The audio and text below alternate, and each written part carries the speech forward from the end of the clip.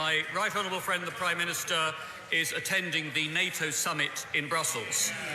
Mr. Speaker, I know that members from both sides of this House would like to join me in paying tribute to Lord Carrington, who died on Monday. His was an extraordinary life of public service, including as Defence Secretary, Foreign Secretary and Secretary-General of NATO.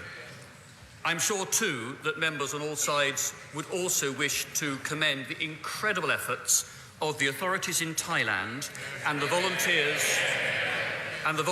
from the British Cave Rescue Council for their role in the successful rescue operation. We wish them and we wish the boys and their families and the coach who were rescued well, and I know we would all wish also to offer our condolences to the family of the Thai diver Saman Gunan, who sadly lost his life during the rescue operation. Finally, sir, I'm sure that all members, whichever part of the United Kingdom they come from, would join me in congratulating Gareth Southgate and the England team for their fantastic performance in the quarter-finals on Saturday, and in wishing them the very best for this evening's match against Croatia. And I will happily buy the Right Honourable Lady Member for Islington South a flag to help to her joining.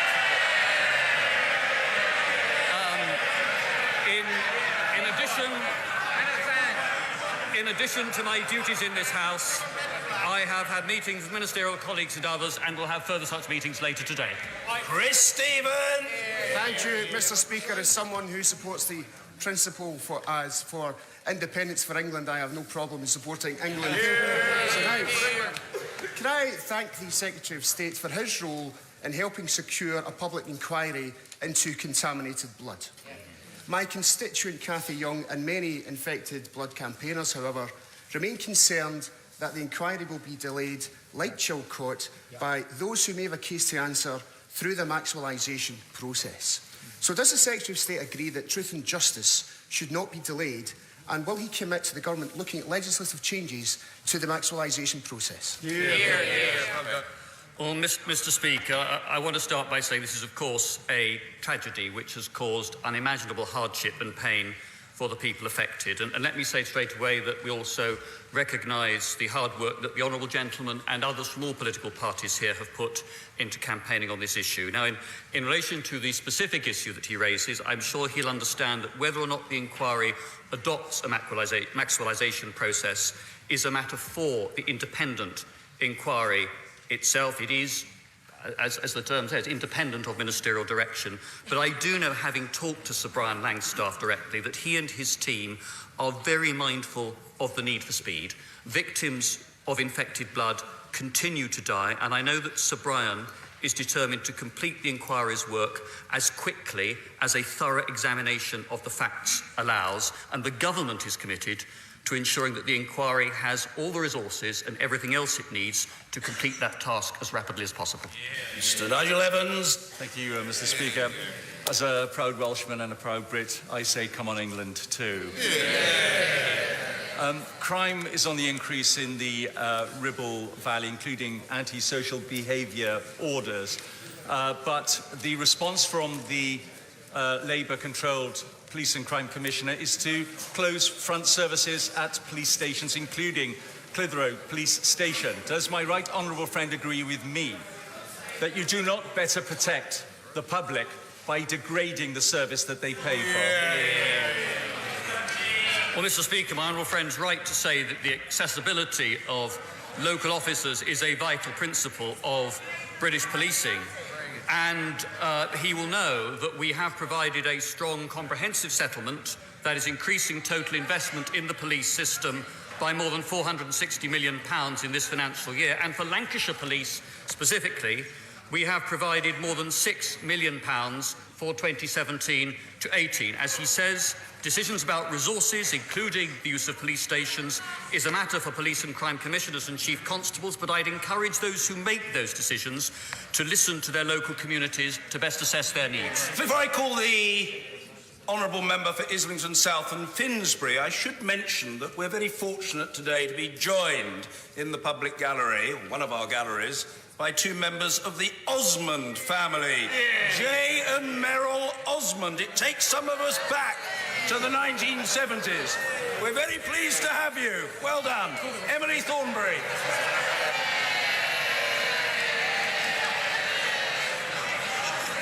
Thank you, Mr. Speaker.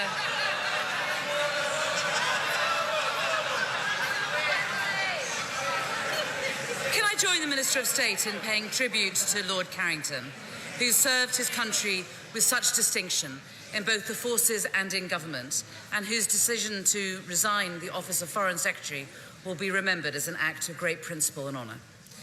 I share the joy at the rescue of the boys in Thailand and salute the bravery and sacrifice of the diving teams, including the 7 British divers. On the question of tonight's match, I'm afraid I'm not going to be watching it.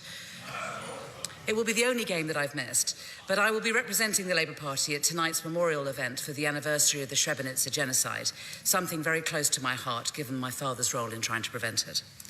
But let me wish Gareth Southgate and the English team the best of luck for this match and hopefully for the final on Sunday. I may know very little about football, but even I can see that England's progress so far at the World Cup shows what can be achieved when all the individual players work effectively as a team.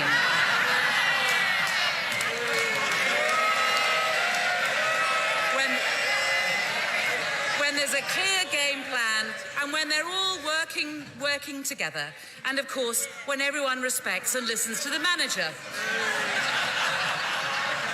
So can I simply ask the Minister of State what lessons he thinks the England team could teach this shambles of a government? Mr. Speaker, I think that the England team does teach some good lessons, which is about the importance of having a clear plan, which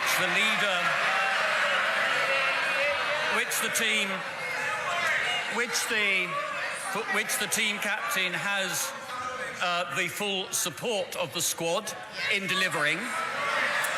And we will, of course, be publishing tomorrow full details of the United Kingdom plan for Brexit, which we will be putting to the British public and to our 27 European partners. When the Right Honourable Lady gets up again, perhaps she will tell us what the Labour Party's alternative plan is, for at the moment that is one of the best kept secrets in politics. Emily Thornberry! Well, I thank the Minister of State for that answer, but who does he think he's kidding? Even Donald Trump can see they're in turmoil, and he hasn't even got to Britain yet.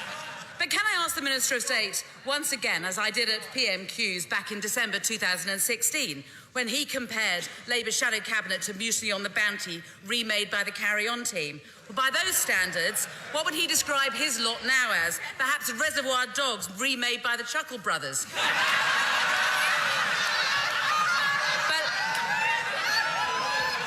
But let me take him back to our first PMQs in 2016, when I asked him how it was possible to retain frictionless trade with Europe without remaining in a customs union. I got no answer then. Let me try again today. Can he explain how the frictionless trade is going to be achieved under this government's Chequers plan?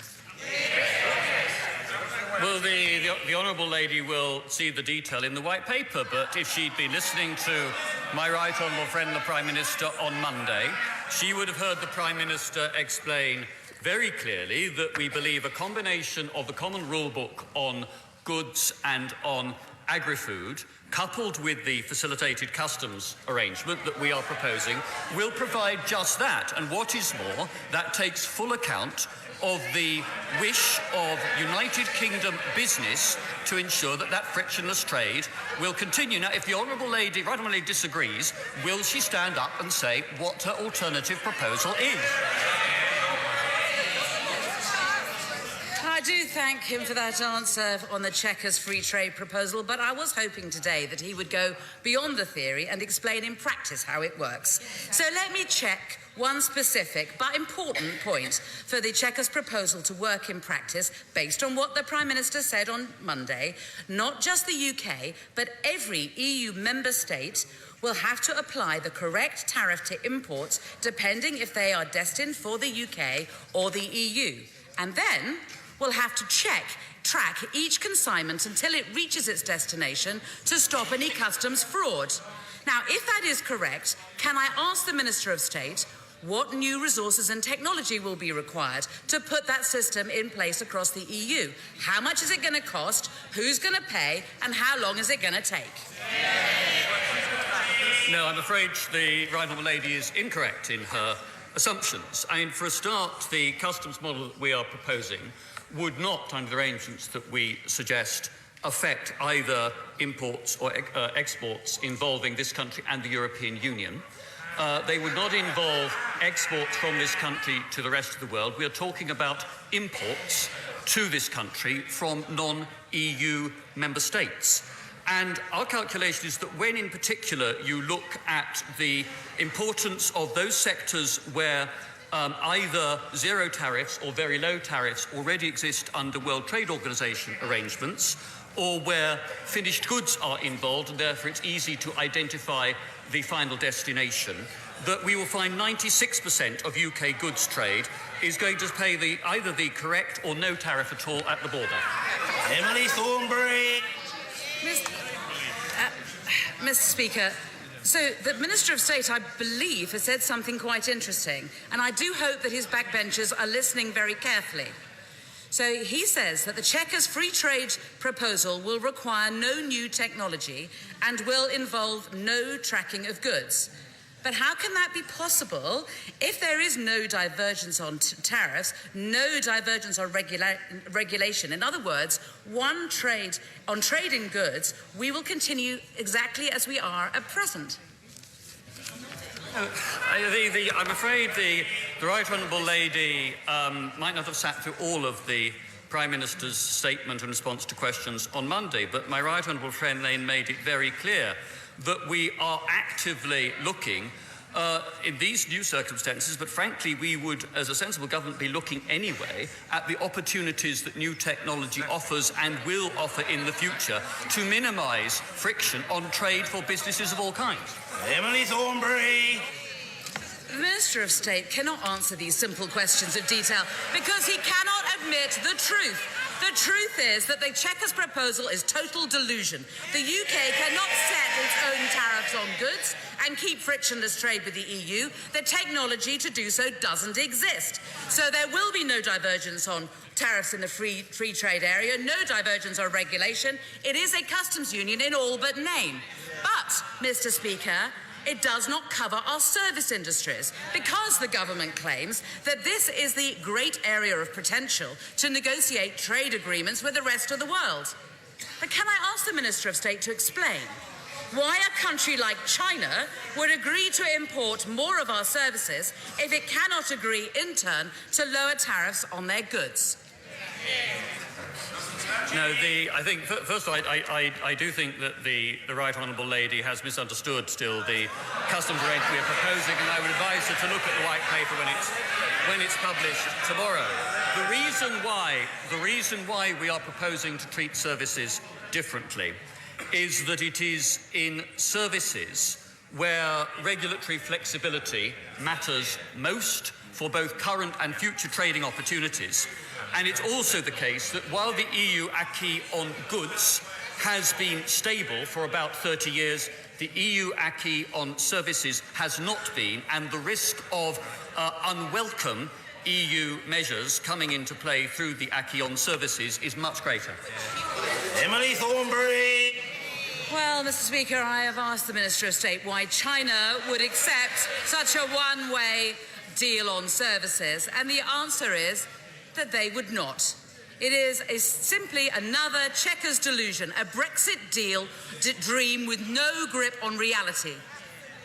And there is an easy answer to this mess, an alternative that will offer all the benefits of the Chequers free trade area, with no new technology, no cost, no delay, an alternative that both this House and Europe will accept, and an alternative covering both goods and services. So can I appeal to the Minister of State to accept that alternative, do what I urged him to do 2 years ago, and instead of trying to negotiate some half-baked backdoor version of the customs union, get on with negotiating the real thing.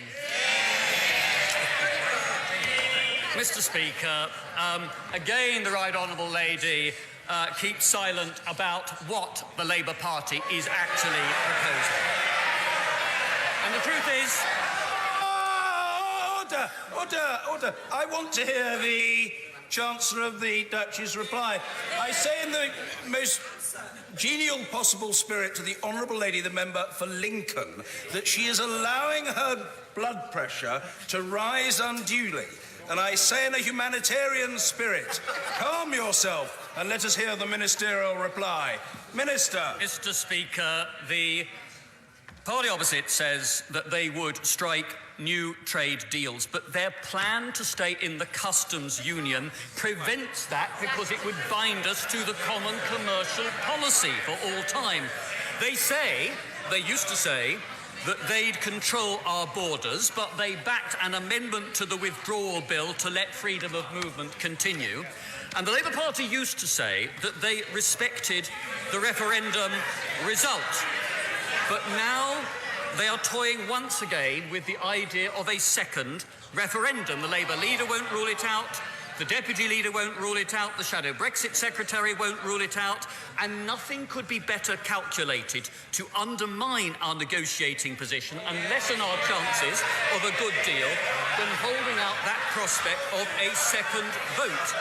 And whichever side, Mr. Speaker, any of us campaigned on in that referendum, the country made a decision, and we should now get on with the task in hand. That's what the government is doing. Emily Thornberry. Mr. Speaker, the Minister of State seems to argue that by leaving the EU, the British people voted against a customs union. But that seems to be completely the opposite to what he used to say.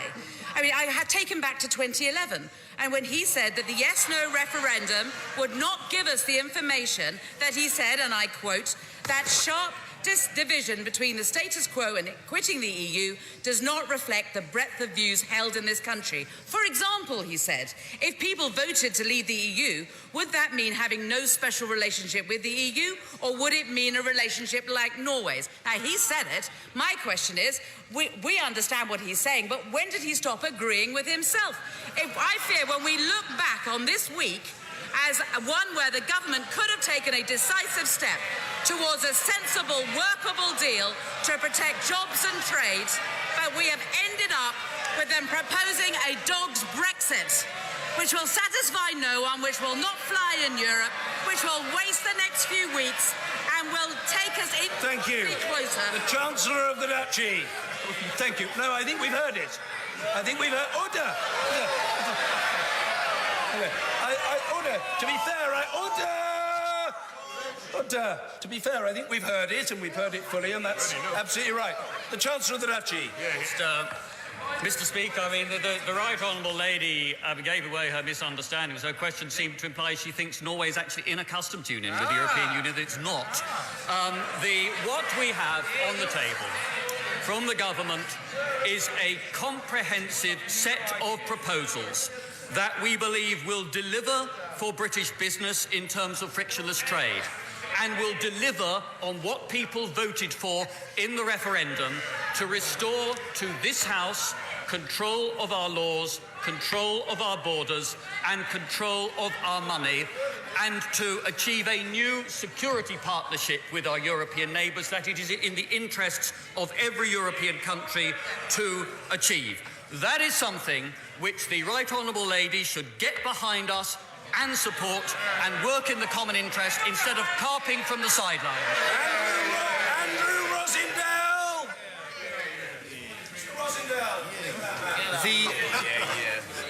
My Right Honourable friend will be aware that in London we've experienced a 377% increase in moped crime in the last 2 years. As the Mayor of London has so failed to tackle crime, will my Right Honourable friend ensure that the government intervenes to make London the safest city in the world? Mr. Speaker, let me say to my honourable friend that reports of crimes involving motorcycles, mopeds and scooters are clearly a concern, and we've been working with the police, industry and other partners to develop a comprehensive action plan to focus on what works and what more needs to be done. And the police are now using new tactics, including off-road bikes and DNA marker sprays to catch those committing these crimes. My right honourable friend, the Home Secretary, is now consulting on proposals to give greater legal protection to police officers pursuing offenders. It takes action to secure a reduction in these crimes, not just a press release from the Mayor's office. Action is what this government is undertaking. Ian Blackford! Thank you, Mr. Speaker. Today is the 23rd anniversary of the Srebrenica genocide. Yesterday I witnessed the heartbreaking testimony of two survivors of these heinous crimes against humanity, Dr. Ilyas Pilav and Nusreta Siraj. Today, we all must remember the victims who were tortured, raped and murdered.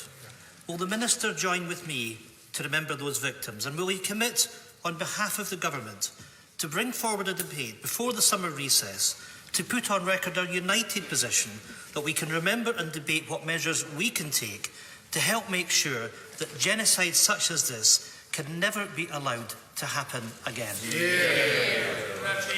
Mr. Speaker, the right honourable gentleman reminds us that the horror of Srebrenica 23 years ago should remind us all of the intolerance that still exists in the world, and of why there is a duty on all of us to do what we can to confront and overcome it and promote genuine reconciliation. My right honourable friend, the Leader of the House, will have heard his request for a debate. I hope the whole House will also, while remembering the appalling tragedy of Srebrenica, take some heart from the fact that yesterday's Western Balkans Summit in London, bringing together the leaders of all Western Balkans countries in a spirit of cooperation and reconciliation, demonstrates that we have moved a long way in 23 years. But the right honourable gentleman is correct. We must never become complacent. We must always be aware of the need for continuing work and effort. Ian Blackford. Speaker, can I thank the Minister for his response? Anniversaries such as these should remind all of us of the dangers of extreme bigotry. The world that we live in today is a dangerous one. Tomorrow, the President of the United States of America will regretfully have the red carpet rolled out for him by this Conservative government. But from the public, the welcome will be far from warm. With protests planned across Scotland and the United Kingdom against President Trump's abhorrent policies and dangerous rhetoric. Will the Minister follow the SNP's lead and challenge President Trump on his abysmal record on human rights, his repugnant attitude towards women and his disgusting treatment of minorities? Or does the Minister think he will simply follow the Prime Minister's lead and join the President hand in hand? No, Mr. Speaker, I do disagree with the right honourable gentleman on this. This country's relationship with the United States of America is probably the closest between any two democracies in the West. It has lasted through Democrat and Republican presidencies alike, and through Labour and Conservative premierships on this side of the Atlantic. I would say to the right honourable gentleman, because of the security cooperation that we have with the United States, there are UK citizens who are alive today who might well not be alive had that cooperation and information intelligence sharing not taken place. And it is therefore right that we welcome the duly elected president of our closest ally, as we shall do tomorrow. Julian Sturdy. Thank you, Mr. Speaker. There is growing concerns in my constituency about the proposed planning change, or planning powers changes for fracking applications being put forward for consultation by the government. Specifically, Mr. Speaker, the idea of treating non-fracking shale exploration as permitted development. So could my right honourable friend update me on when the consultation will be open, and does he also agree with me that these kinds of planning applications must come forward on the basis of local authority consent? Mr. Speaker, as my old friend knows, shale gas has the potential to boost economic growth and support thousands of jobs across a number of sectors, as well as adding to this country's energy security. And the government's outlined how we believe shale gas planning decisions should be made quickly and fairly to all involved. We're committed to consulting on further shale gas planning measures. Those consultations are planned to open over the summer, and I want to reassure my honourable friend that these decisions will always be made in a way that ensures that shale can happen safely, respecting local communities and safeguarding the environment. Mr. George Howarth. The artificial pancreas, which is championed by the Juvenile Diabetes Research Foundation, has the potential to transform the lives of those with type 1 diabetes. Will the Right Honourable Gentleman agree to look at ways to increase access to diabetes technology, including the artificial pancreas and continuous glucose monitoring, so that everyone with type 1 diabetes will have access to the best available technology? Can I first say that I want to recognise the work that the Right Honourable Gentleman personally has put into campaigning on this issue, and I'm also aware of the personal experience that he has of the devastating impact this condition can have on families. I want to reassure him that the government is committed to promoting the best possible care and treatment for people with diabetes as a priority. The National Institute for Health Research Biomedical Research Centre in Cambridge is pioneering the development and use of the artificial pancreas, and the prototype system is currently now being tested by people in their own homes. Now, I understand that the National Institute for Health Research Infrastructure supported more than 100 new studies and recruited almost 38,000 patients to help with those studies, so that work is ongoing to test the efficacy of the artificial pancreas, and I shall certainly draw the Right Honourable Gentleman's comments and his campaign on this issue to the attention of the new Secretary of State for Health. Mr. Simon Orr. Thank you. Thank you, Mr. Speaker. As we enjoy the summer weather, it does, of course, present challenges to our farming community. Will my right honourable friend join the National Farmers Union and me in calling for people not to use sky lanterns, preferably ever, but certainly not during such a tinder-dry harvest? Our food producers do deserve our support. My honourable friend raises an important issue, Mr. Speaker. Can I first say, I'm sure we'd all want to salute the incredible work of the firefighters, the military and other partner agencies in responding to the wildfires that we've seen in various parts of the country in the last couple of weeks. But I want to encourage all organisers of summer events to exercise caution in this hot climate, to follow Home Office guidance on outdoor fire safety and take steps to prevent the risk of fire from lanterns and fireworks. And I would also encourage organisers to think both about the fire risk but also about the impact that debris from lanterns has had on farmers' livestock in too many cases. Dan Carden. Thank you, Mr. Speaker. Since the collapse of Carillion 6 months ago, the new Royal Liverpool Hospital now stands unfinished and empty, a monument to corporate greed.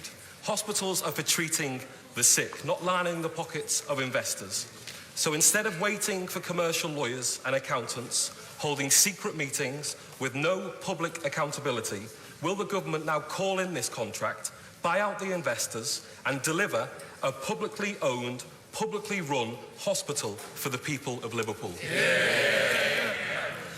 Well, first of all, I want to reassure the honourable gentleman we are absolutely committed to getting the Royal Liverpool Hospital built as rapidly as possible and securing best value for money in doing so. And we're supporting the Royal Liverpool and Broad Green University Hospitals NHS Trust in that work. I do not think, though, that what the honourable gentleman advocated, which was to buy out the interests of the banks who have lent money to this project, is the right approach to take. That would encourage irresponsible lending in the future against the prospect that there would be a government bailout down the line. And I think it is important that risk is seen to lie with the banks, with the lenders, and not be underwritten by the taxpayer. Now, we're working with the Trust actively and with the existing private sector funders to see if we can find a way forward for them to complete the remaining work on the hospital. And, Mr. Speaker, we hope this work will conclude in the very near future. I have known the right honourable gentleman member for Aylesbury for over 30 years, so I fully understand that the comprehensiveness of his replies reflects his past distinction as a noted academic. But I just gently make the point that I'm determined to get through the questions on the paper. Mr. Alberto Costa. Thank you, Mr. Speaker. Given the NATO summit this week, will my right honourable friend reassure me and my South Leicestershire constituents that this government will continue to see NATO as the bedrock of Britain's defence, given the range of threats that this nation faces, including the appalling use of nerve agents on British soil? Mr. Speaker, first of all, as far as this government's concerned, NATO is and will remain the bedrock of our collective security, and certainly the threat posed by Russia will be one of the subjects that the Prime Minister and other leaders will be discussing at their summit in Brussels. I just reflect with regret on the fact that the Leader of the Opposition has said on the record he wishes that we were not part of NATO. The use of nerve agents in this country is appalling and impossible to excuse. The police continue to investigate what happened, how that attack was caused, and the government is also fully committed to supporting the region and its residents, and we've announced new financial help to Salisbury and the surrounding area today. We're streeting. Thank you, Mr. Speaker.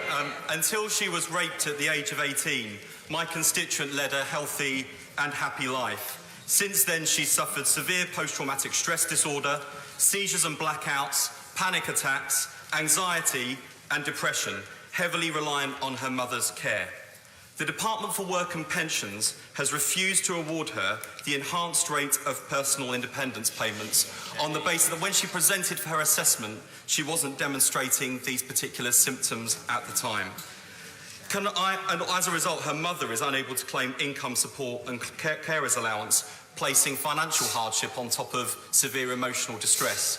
Can I ask him to arrange a meeting for me with the Secretary of State for Work and Pensions? Because what my constituent has experienced is, I'm afraid, another example of what we see week in, week out in our surgeries, which is the cruel and inhumane consequences of this government's welfare policies. Well, I know that the honourable gentleman has campaigned on the issue of DIPG for some time, and I think the whole House would want to offer sympathies, which I certainly share, to his constituent and anyone affected by this appalling condition. I will certainly draw to the attention of the Secretary of State for Work and Pensions the points that he has made, and I'm sure that a meeting will be arranged for him with either the Secretary of State or one of her ministers. Dame Cheryl Gillan. Mr. Speaker, every MP will have around 1,000 people in their constituencies that are on the autistic spectrum and who will suffer from anxiety and in crisis moments often will not know where to turn. Mr. Speaker, we're all familiar with this expression around here, don't make a mountain out of a molehill. So this week sees the launch of Molehill Mountain, a free, groundbreaking smartphone app which has been developed by the charity Autistica and will help autistic adults manage their anxiety. Will my right honourable friend join me in welcoming this fantastic new app which could help many people successfully manage their fears? Mr. Speaker, can I first of all commend my right honourable friend for the work she continues to do through the All-Party Parliamentary Group on Autism to lead the campaign for better, more effective care for and support for people who have autistic spectrum disorders. I think that the changes to the special educational needs and disabilities system that came in 4 years ago have enabled us to join up state-provided services more effectively than in the past, but I'm more than happy to welcome this new app that she mentions and any other new technologies that will help people with autistic spectrum disorder. Darren Jones. Thank you, Mr. Speaker. the Information Commissioner has fined Facebook for its involvement in the Cambridge Analytica scandal, and the Electoral Commission has concluded that the Leave campaign broke electoral law. Is now not the time to set up a judge-led inquiry into the Brexit referendum?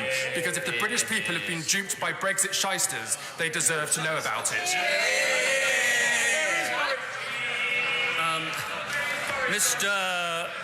Mr. Speaker, so far as the Information Commissioner's report is concerned, obviously this has only just been published and the government will want to consider the report and its recommendations in detail before responding. But I think the point he made focused upon the possibility of criminal offences having been committed. Now, rightly, we are in a country where it is not for ministers either to initiate or to stop criminal investigations or potential prosecutions. Where there is evidence, that should be drawn to the attention of the police and the prosecuting authorities, and then let the law take its course. Julia Lopez. Thank you, Mr. Speaker. I do not consider myself a Brexiteer, but 2 years ago I was asked to make a choice about the future direction of the country I love. I voted to leave the EU, knowing it would be difficult, but believing our nation could make it work. I was not alone and am now joined by those who vote to remain, who wish to respect our democracy. Will my right honourable friend agree with me that across our continent people are feeling dangerously ignored? And if democracy is to mean what we all thought it did, tomorrow's white paper will show that we in Britain, at least, will not deny the instruction our people have given us.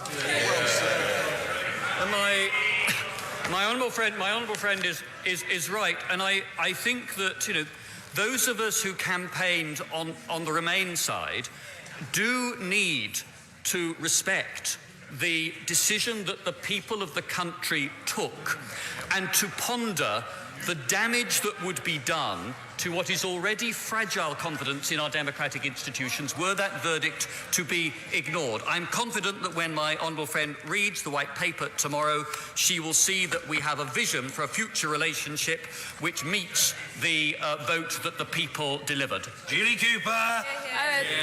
Thank you, Mr. Speaker. I'm sure that the Minister will want to join with me in thanking hospices across the country for the fantastic work they do supporting the terminally ill and their families, and especially the Pendleside Hospice that supports my constituents.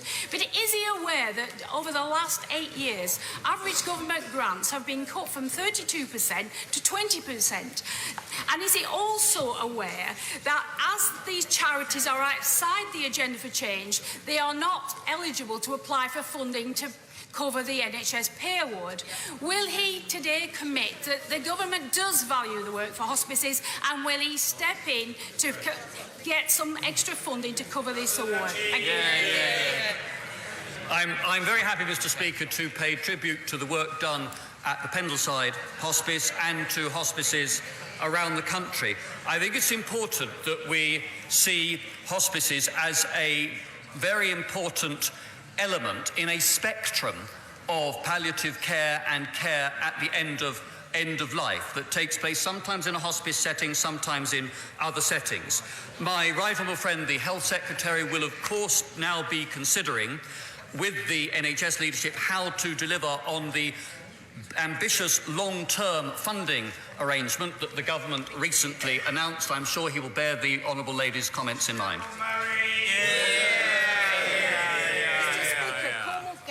Back some of our money from the EU in regional aid. Much of that money was used and is used to invest in agri-food, something that I believe Cornwall is a world leader in.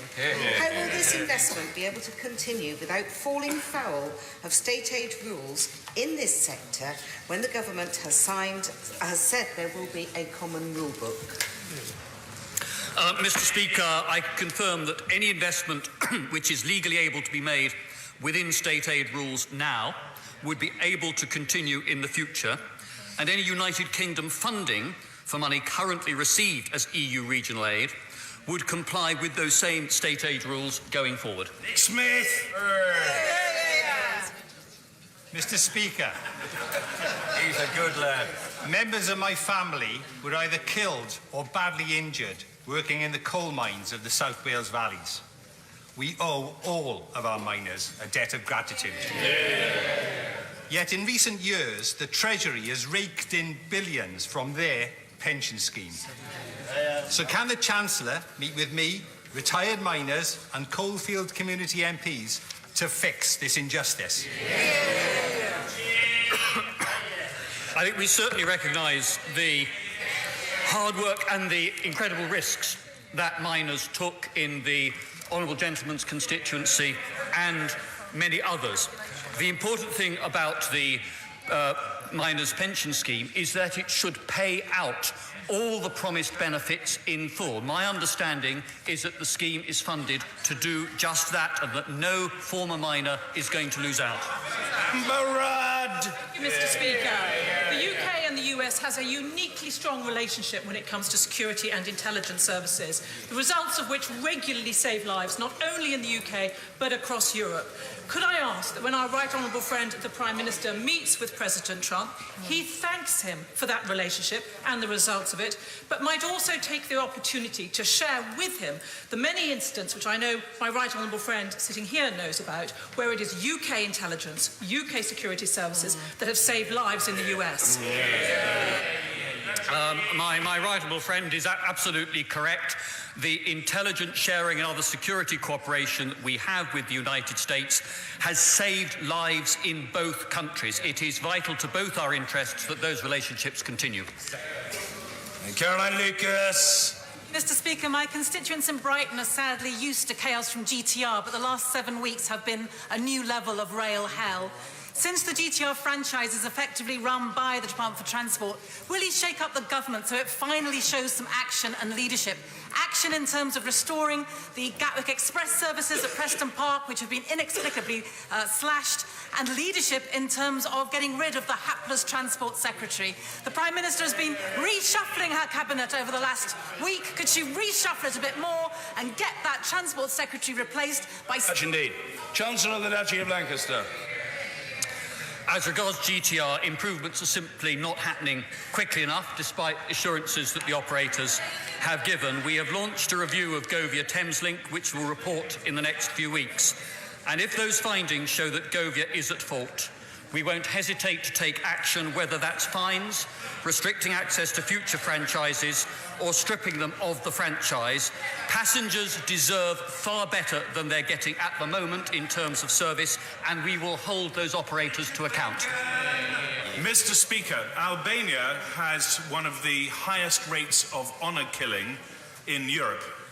Will the government look very closely at the case of Mrs. Emiliana Muka, who was staying in the constituency of the member for Norwich South, and now, thanks to the generosity of her therapist, is staying in South Norfolk in the therapist's own house to reduce the risk of self-harm, and who, if she were deported to Albania, possibly as early as tomorrow, might be the victim of an honour killing?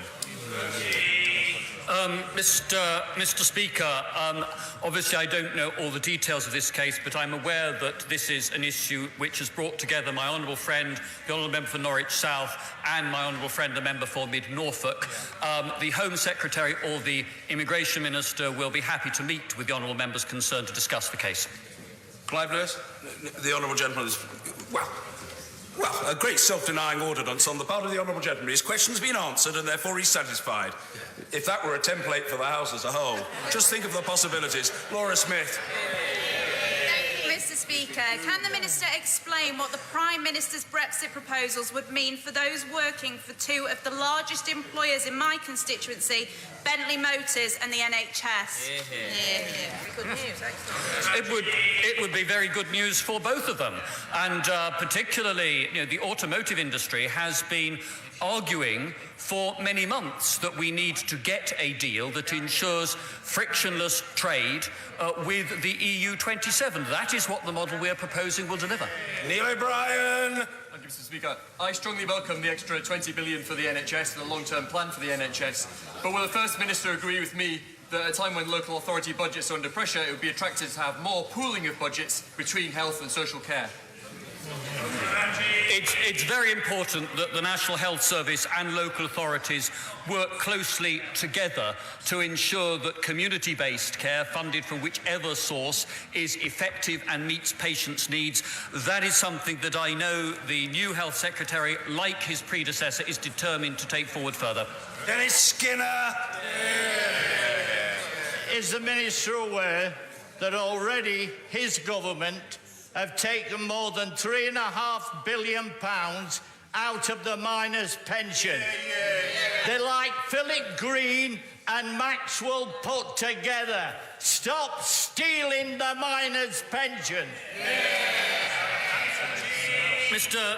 Speaker, the benefits due from the pension scheme to all former miners have, as I understand it, been paid in full, continue to be paid in full, and the scheme is fully funded to meet those commitments into the future. Order!